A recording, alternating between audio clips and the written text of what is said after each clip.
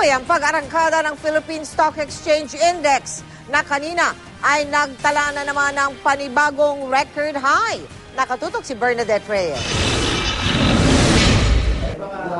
Nagsara ang Philippine Stock Exchange Index sa 7,215.35 points o mas mataas ng 121.93 points kumpara kahapon. Ang sigla raw ng merkado dahil sa balitang nasungkit ng Pilipinas ang ikalawang investment grade rating mula sa International Ratings Agency na Standard & Poor's. Nauna nang nakatanggap ng investment upgrade ng Pilipinas mula sa Fitch nitong Marso. Nitong Abril, tinawag na Asia's Rising Star ng Moody's Analytics ng Pilipinas dahil sa patuloy na paglago na ekonomiya. Dahil daw sa magandang ratings, kaya naman mas madali na raw ngayon para sa Pilipinas na mangutang kapalit ng mas mababang interes.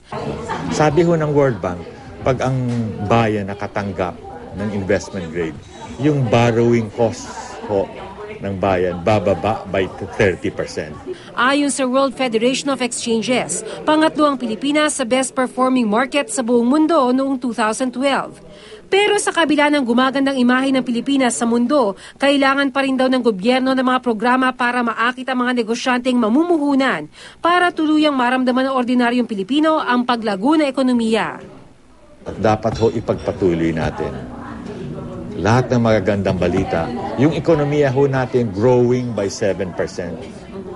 Yung inflation ho natin 3% lamang. The rating alone will create interest, pero kailangan ng gobyerno natin at yung mga negosyante to create an avenue na saan nila lalagay yung pera, tayo ng mga factory na mag-export ng mga kung ano-anong materyales na mag-i-employ ng mga tao. Kung patuloy na papasok ang foreign currency sa bansa sa pamamagitan ng stock market, maaaring lalong lumakas ang palitan ng piso kontra dolyar at tiyak na tatamaan raw ang mga pamilya ng OFWs, kaya magandang panahon raw ito para maghanap ng alternatibong mapagkakakitaan.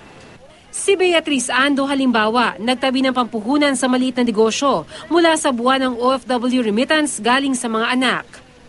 Gugulay na lang ako kasi mahirap naman kung umasa ka na lang tapos wala kang kunting negosyo. Since mababa interest rates, pwede kayo maghanap ng negosyo na pwede nyo gamitin. Yung mga negosyo na yun na pwede nyo pagkakitaan. Importante, maximize natin yung economy. Bernadette Reyes, Nakatutok, 24 Oras.